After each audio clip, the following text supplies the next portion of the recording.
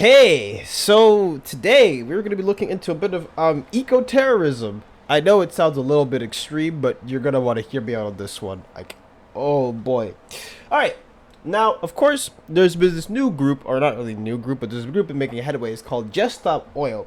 Now, from what I looked up into their website, they're based out in the UK, but they do protesting over climate change across the entire globe.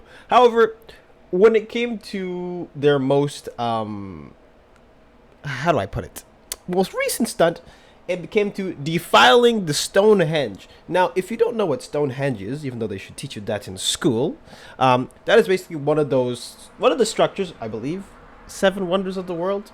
Basically, nobody knows how it was built or who built it. So it's one of those mysteries that's been around for one of the longest time, and it's rather a popular tourist attraction. However, two people from this activist group decided to paint it orange. Now, mind you, their artistic skills need a lot of work, but that's basically why they're making headways, for the most part. And to put it simply, if they wanted to get attention or to basically do what they want to do, then it actually worked because a lot of people are covering this, including me.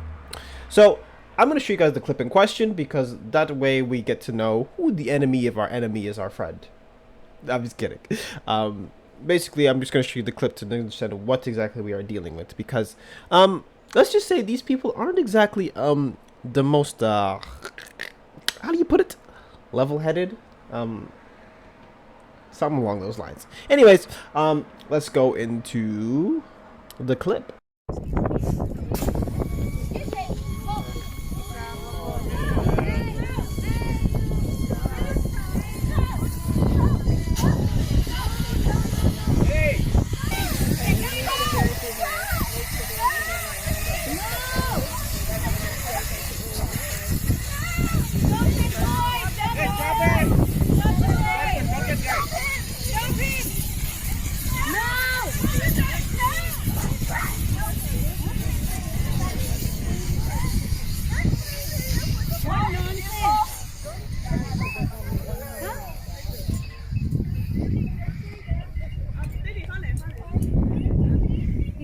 So you might be asking, why the ass would they be doing this kind of stuff? And I really apologize for sincerely giving y'all some brain rot. But the idea here, according to them, is breaking Just Stop Oil spread Stonehenge orange.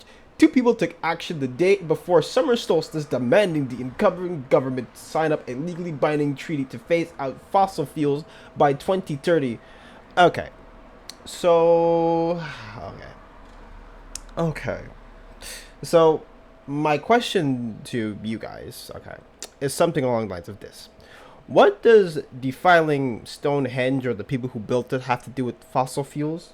Because, to me,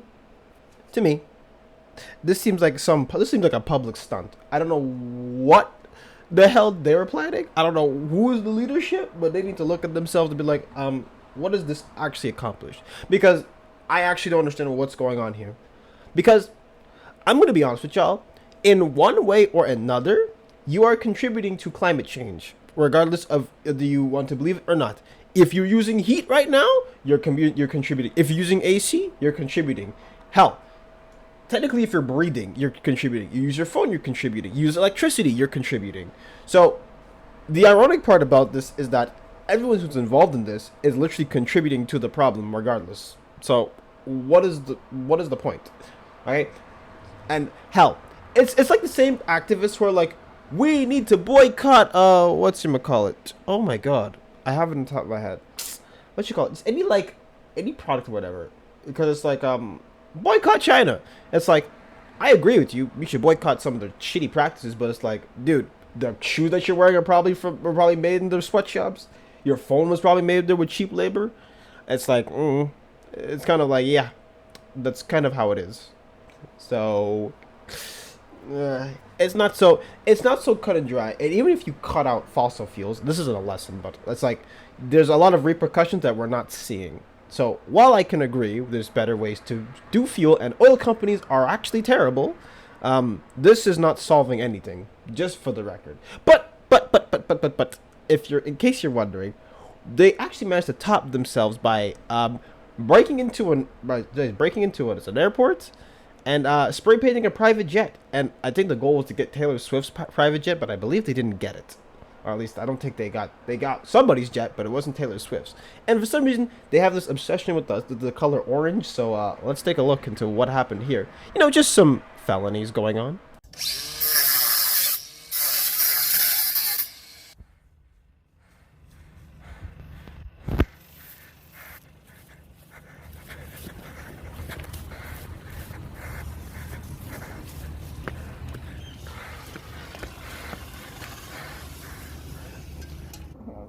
Yeah. Okay. Oh my god. What is with this? There's something with like people nowadays, they just love to film crimes. I don't know what is wrong with them. They love to film crimes. Tell me the logic behind filming yourself breaking into an airstrip. I'm pretty sure that's like a felony in most countries. What is the logic here? You're filming your Anyways, I don't want to repeat myself. And also, you spray painted orange, what does that do? Actually, matter of fact, we should look at their Twitter post and say what it does, because let me tell you, the Twitter post actually says a lot about it. Because, you know what? Let's actually read what they have to say. So, just stop oil paint private jets hours after Taylor Swift's lands. Jennifer and Cole cut the fence into the private airfield at Stansted, where Taylor Swift's jet is parked, demanding an emergency treaty to end fossil fuels by 2030. So, okay. You know what? I'm not going to repeat myself. But anyways, what I actually want to talk about, mostly because I decided to actually look a bit more into them and to see what they have to offer in terms of, like, solutions. Because to me, people kind of just outrage and they move on, but I really want to look into who these people are. So naturally, I did some scouring of their website. So I went all the way down and I was like, hey, let's go to the About Us section of this website. And so I decided to read, or at least attempt to read, one of their campaigns. But, however, this is not available at the moment. But there's this little tool called the Wayback Machine. It's probably the most handy tool that's probably ever been invented. So we're going to read the campaign background because, oh lord, y'all ain't ready for this one. Okay, so campaign background: allowing the extraction of new oil and gas resources in the UK is an obscene and genocidal policy that will kill our children and condemn humanity to oblivion. It just has to stop. Let's keep going. If we continue down our current path, it will destroy families and communities. We will face the starvation and slaughter of billions of the poor and the utter betrayal of our children and their future. Does our government get this? They are certainly enabling the fossil fuel industry through obscene subsidies and tax breaks for new fossil fuel extraction. They are wasting billions supporting unicorn technologies such as carbon capture and storage products, which provide a fig leaf for business as usual to continue. There has been no rapid and sweeping social change, no widespread adoption of low-carbon technology, no war-style mobilization. In 8 years, we need to end our reliance on fossil fuels completely. The transition will require massive investment in clean technology, renewables, and energy storage, but it cannot be done at current levels of energy consumption. We need to cut energy demand by insulating Britain and rethinking how how we travel, including providing free public transport everywhere. This starts by switching government subsidies from dirty fossil fuels towards clean energy, transport, and insulation. Killer fact: in recent years, government subsidies for the production and consumption of fossil fuels amounted to £12 billion a year. That's equivalent of £230 million every week. Okay, so say this plan actually works, and so in Canada, I decided to look at some stats, and so apparently, here it says, in 2022, despite COVID-19 pandemic challenges and semiconductor shortages, global electric vehicle EV sales represent 40% of all vehicles sold. Now, the reason why I'm pointing this stat out to you is because basically, say this gets cut out, that's 86% of the population which has gas cars. So you basically want to cut out 86% of what people are doing? Huh? Does that make sense? No, it doesn't make sense. Does it? Of course, there's a bit more nuance to these stats, but that's just a basic idea of what's going on here. Now, what I also want to point out to you guys is the fact that when I decided to look at their little some of their fundraisers. So one of them is from their Instagram, this was posted literally like, what was it, like literally not that long ago, like 8 hours ago, and it says here, fund radical action. Now, mind you, I decided to take a look at the page because I get a little curious, and I decided to figure out I want to know what's going on exactly.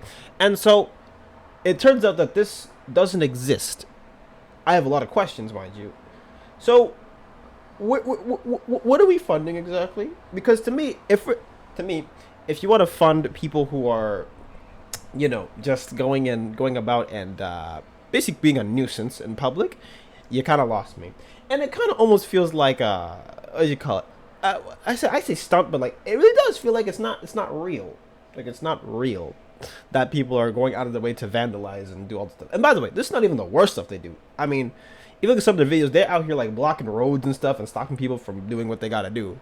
And of course, if you want a meaningful protest, that's what you have to do. But it's like, to get your message across compared to inconveniencing people, if people are inconvenienced, they're gonna be like, okay, this has got to stop. But anyways, that's not even the worst part about this website, at least from what I'm looking at.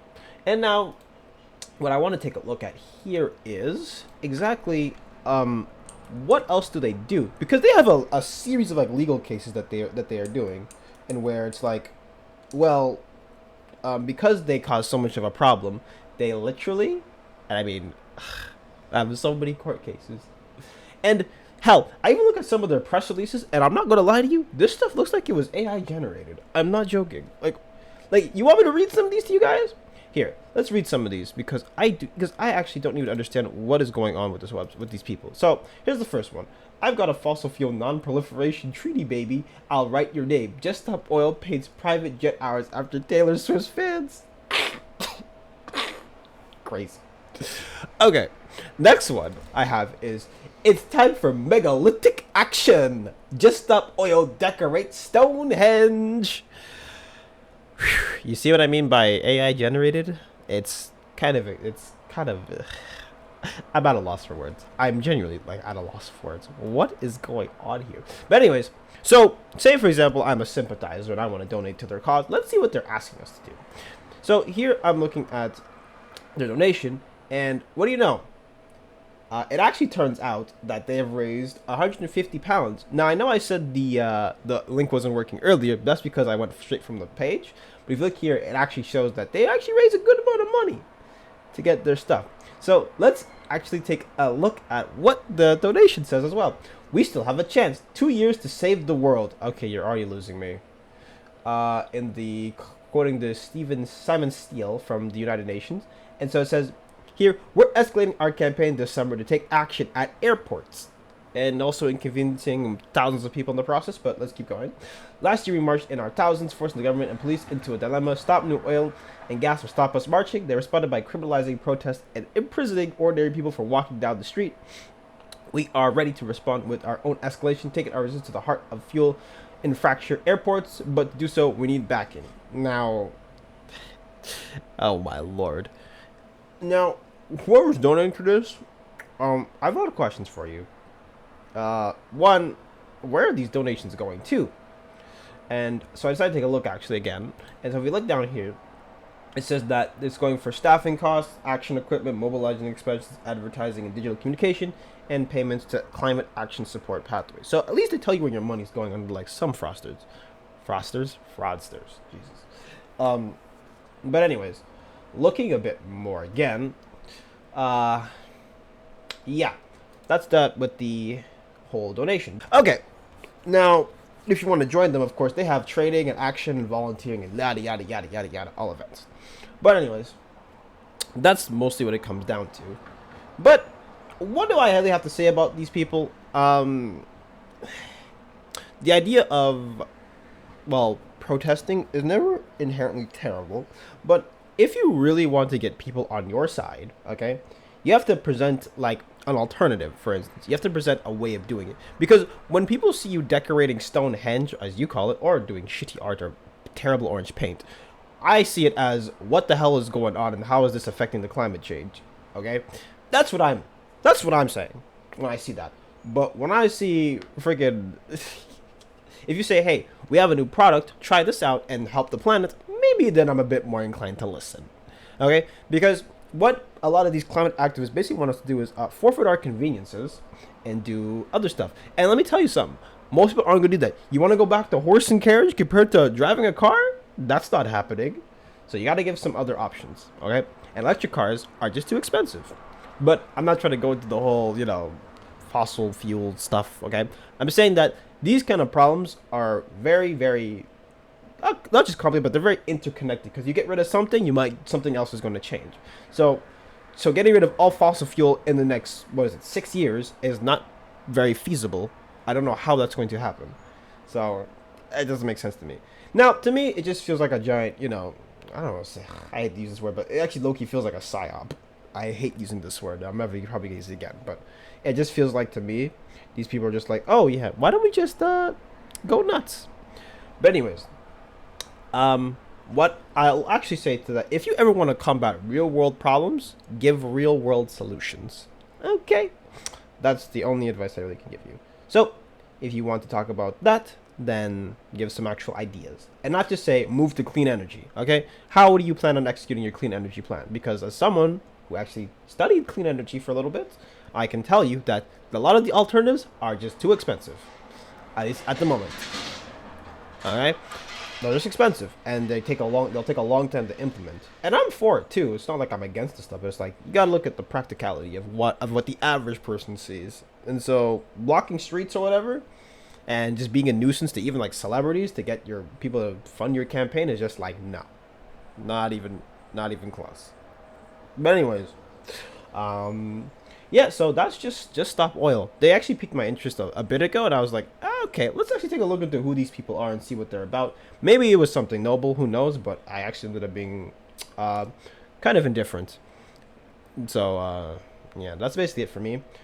But anyways, if you enjoy this type of content and you'd like me to look into other organizations like this one, leave a like, comment, and subscribe, and follow my socials down in the description below. And that's a bit about it for today. So, ciao.